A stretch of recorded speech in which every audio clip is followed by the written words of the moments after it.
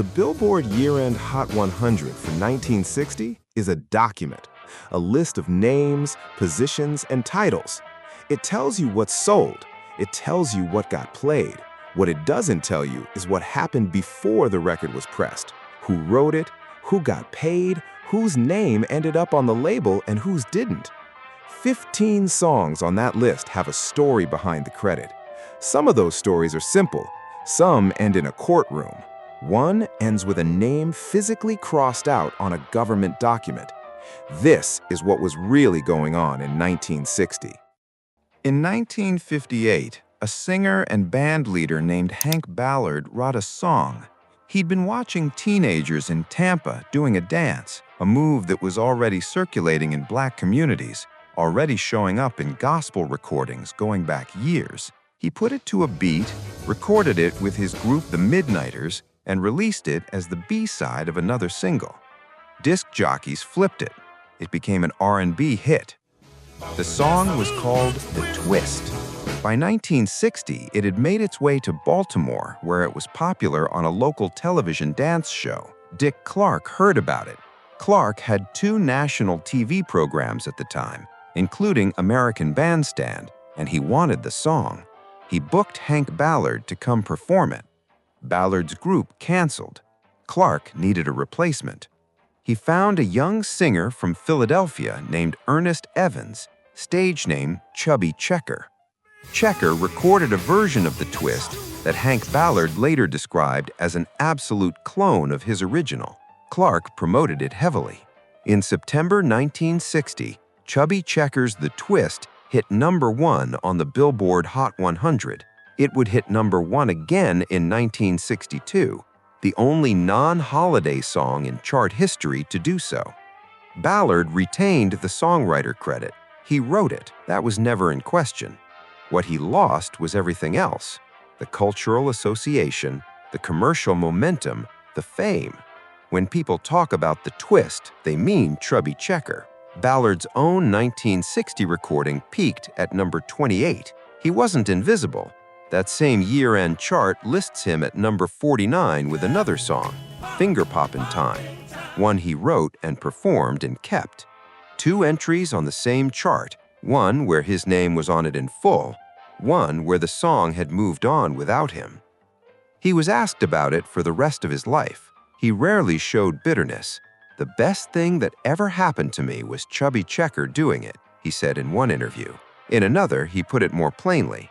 They called Chubby the father of The Twist, but he's just the stepfather. I'm the father. It's my baby.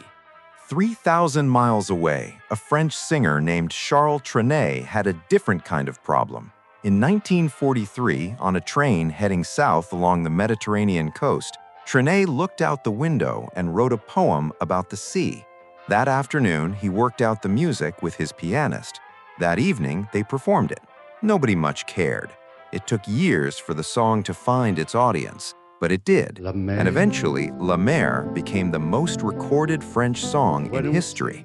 In 1946, an American lyricist named Jack Lawrence wrote new English words for the melody. Not a translation, a completely different lyric, a love song with no relationship to Trenet's original poem about the sea and the sky. Lawrence called it Beyond the Sea. Bobby Darin recorded it in 1959. It charted in 1960. And somewhere between Trenet's train window and Darin's swinging big band arrangement, the song became American. Trenet and Lawrence are both credited. The publishing splits were handled.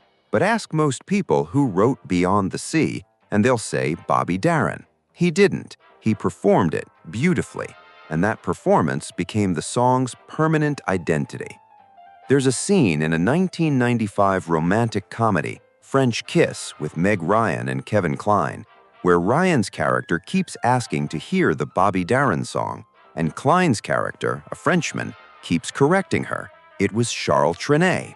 The joke lands because it's true. The song belongs to wherever it was last heard most convincingly. In 1959, a 19-year-old musician named Barrett Strong sat down at a piano in a Detroit recording studio and played a song. He'd overheard a conversation between Berry Gordy, who was in the early stages of building what would become Motown, and a songwriter named Janie Bradford. The conversation was about money. Strong started playing. The song that came out of that afternoon was called Money, That's What I Want. The original copyright registration at the United States Copyright Office listed Barrett Strong as one of the song's authors. It was released in 1960 on Gordy's Tamla label, then re-released on his Anna label for wider distribution. It hit #2 on the R&B chart. It sold over 1 million copies. It gave Berry Gordy the revenue and the confidence to keep building. The Beatles covered it. The Rolling Stones covered it. It was eventually featured in a Broadway musical about Motown's history. Barrett Strong never received a penny from any of it. 3 years after the original registration, without Strong's knowledge, his name was removed from the copyright and replaced with Berry Gordy and Janie Bradford. In 1987, when the copyright was renewed, Strong's name was restored. The following year, it was removed again. The documents at the United States Copyright Office show this clearly. His name crossed out, literally a line drawn through it by hand. Gordy's lawyers maintained that Strong's original listing had been a clerical error. Strong maintained that he wrote the song. Courts never resolved the question definitively in his favor. He spent years speaking to journalists, fighting through legal channels, trying to get recognition for the record that started an empire. He went on to co-write I Heard It Through the Grapevine. He co-wrote War. He co-wrote Papa Was a Rolling Stone. He was compensated for those. He was inducted into the Songwriters Hall of Fame in 2004. He had a career, a real one, and a legacy, but he never got a cent from money. Barrett Strong died in January 2023 at 81 years old. The document with his name crossed out is still on file in Washington. In 1960, Don and Phil Everly signed with Warner Bros. Records, one of the largest contracts in music history at the time. The label needed a hit. The brothers delivered one on the first attempt. Kathy's Clown spent 5 weeks at #1, sold 8 million copies worldwide, and saved what would become a major record label from shutting down entirely. The original copyright registration listed both brothers as authors. Both received royalties. Both accepted BMI awards as co-writers in 1961 and again in 1975.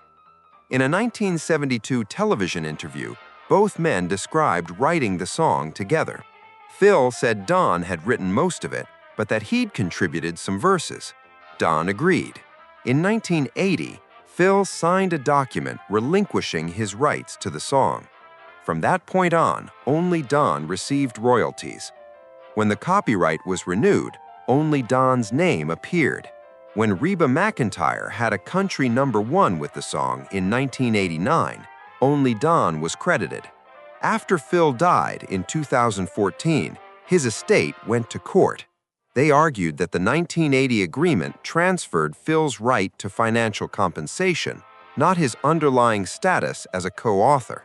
Don argued Phil had never been a co-author. The case produced more than a decade of litigation, 2 circuit court rulings, and ultimately a decision that went to Don on a statute of limitations technicality. The court did not determine who actually wrote the song. It couldn't. There was no session tape that proved it one way or the other, no contemporaneous document that established the creative process. Don testified that he wrote it alone. Phil's estate maintained he hadn't. The judge ruled that the estate had waited too long to file the claim. In interviews given years earlier, before all of this began, both men said they wrote it together. That's the record they left. What it means now is a question the legal system declined to answer. In 1957, Elvis Presley's management struck an arrangement with his music publisher, Hill and Range. Any songwriter who wanted Presley to record their song was required to sign a document assigning 1/3 of their writer's royalties to Elvis personally. Not to his label, not to his publishing company, to Elvis for recording it. Elvis knew about this. He spoke about it to a reporter. "It's all a big hoax," he said. "I get 1/3 of the credit just for recording a song. It makes me look smarter than I am." He said on multiple occasions that he had never written a song in his life. Songwriter Paul Evans, who had a 1960 hit of his own and wrote "I Gotta Know" for Elvis that same year, described being cornered in the Hill and Range offices by an attorney who slid a piece of paper across a desk. It was a blanket agreement already signed by what Evans called a shocking group of successful New York writers, assigning 1/3 of their share to Presley. The attorney told Evans he could sign it or forget about any more Presley recordings. Elvis became the biggest-selling artist of 1960. The songwriters who made that possible were paid accordingly, which is to say, at 66 cents on the dollar. 3 songs on the 1960 year-end chart have origin stories that almost no one who loves them has ever heard. Doc Pomus had polio. He walked on crutches when he was young and spent much of his adult life in a wheelchair. In 1957, he married an actress named Willie Burke, tall, striking, someone who could dance. One evening, years later, he was going through a box of old keepsakes and found the invitation from their wedding. He remembered sitting in his wheelchair at the reception, watching his wife dance with the other guests, watching his own brother take her hand on the floor. He wrote the song that night on the back of the invitation. His partner, Mort Schumann, had played him a melody that afternoon, soaring, Latin-inflected. Pomus wanted the words to feel like a poem translated from another language. He stayed up until he had it. The Drifters recorded Save the Last Dance for Me in 1960. Atlantic Records put it on the B-side. Dick Clark heard it, flipped it, and it spent 3 weeks at #1. Ben E. King sang lead. He had already left the group by the time it was released. The song has been covered more than 300 times. It has become a popular choice for first dances at weddings. Almost no one playing it at those weddings knows where it came from. Running Bear hit #1 in January 1960, the first #1 of the decade. Its writer never heard it on the radio. J.P. Richardson, the Big Bopper, who had his own 1958 hit with Chantilly Lace, wrote Running Bear and gave it to his friend Johnny Preston. Richardson thought the Romeo and Juliet theme was too serious for his own image. He sang background vocals on Preston's recording, along with George Jones. On February 3, 1959, Richardson was killed in the plane crash that also took Buddy Holly and Ritchie Valens. The song's release was delayed by legal complications surrounding Richardson's estate. When it finally came out and hit #1, its writer had been dead for nearly a year. In 1959, Sam Cooke's tour bus pulled over on a highway somewhere in the South. Cooke and his brother saw a chain gang, black prisoners in shackles working on the road. They stopped. Cooke spoke to the men, gave them cigarettes, got back on the bus. He came back to that moment and built a record around it. The hoo-ah sound in Chain Gang is Cooke's reproduction of what he heard on that roadside. Chain gangs were still active in Georgia through the 1960s. The song peaked at #2 on the Hot 100 in 1960. Atlantic Records VP Jerry Wexler later described it as an almost happy-sounding song. White listeners heard a dance record. Black audiences heard something closer to what Cooke had witnessed. He knew both audiences were listening. He made the song work for both. That was the skill and the calculation. Sam Cooke appears again here because 1960 was complicated for him in ways that a year-end chart position doesn't reflect. He had left Keene Records and signed with RCA Victor. While he was transitioning, Keene went looking through its vault for unreleased material. It found a recording from a session in March 1959, Cooke's last at the label. No orchestra, no arranger, just Cooke, a guitarist, a bassist, a teenage drummer, and a handful of backing singers. The song had been written primarily by Lou Adler and Herb Alpert, 2 young writers who considered it a minor thing, a trifle they'd shelved. Cooke had heard it and kept asking about it. He revised the lyrics, steering them towards school and adolescence, adding references to history, biology, algebra, French. The changes were enough to earn him a writing credit, but the credit on the copyright isn't listed under his name. It's listed under Barbara Campbell. Barbara Campbell was the maiden name of his wife. Cooke used it as a publishing pseudonym to navigate the legal and financial complications of his exit from Keane Records. Keane released the song in April 1960 in direct competition with Cooke's early RCA singles, which were struggling. It peaked at number 12 on the Hot 100. It performed better than anything RCA put out for him in the same period. Adler and Herb Alpert are credited under their real names. Cooke is credited as his wife. Barbara Campbell appears on the copyright. His wife didn't write anything. Ray Charles recorded Georgia on My Mind in 1960. He didn't write it. Hoagy Carmichael and Stuart Gorrell wrote it in 1930, two men from Indiana who had never lived in Georgia. The credit was always theirs. Charles never claimed otherwise, but his recording transformed the song so completely that in 1979, the Georgia State Legislature voted to make it the official state song. Charles flew to Atlanta and performed it for the Assembly the day they voted. A song written by two Midwesterners about a woman, possibly Carmichael's own sister, whose name was Georgia, became the sound of an entire state's identity because of what one man did with it on one album in 1960. Credit and memory are different things. Credit is the name on the document. Memory is what gets played at the ceremony. Maurice Williams wrote Stay himself. He kept the credit. The song hit number 1 in 1960, and at 1 minute and 37 seconds, it remains the shortest song ever to top the Billboard Hot 100. Williams was a teenager when he wrote it. It was based on something his mother used to say when she wanted his girlfriend to leave the house, and he reversed it.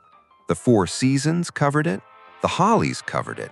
Jackson Browne made it famous again in 1978. Most people who know Stay today learned it from one of those versions.